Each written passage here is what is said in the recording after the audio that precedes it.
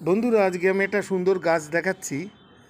যারা গাছপ্রেমী মানুষ আছে তাদের কাছে ঝাউ গাছ একটা অনবদ্য গাছ।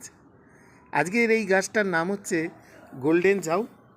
এটাকে আমরা লেমন সাইপ্রাস বলতে পারি।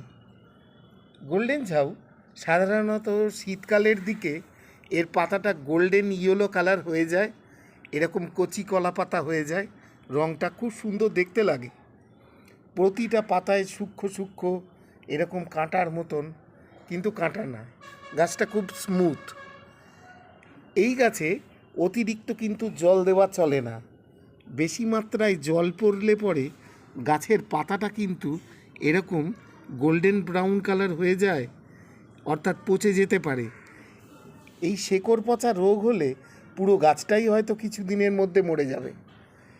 লেমন সাইপ্রেস, গোল্ডেন ঝাউ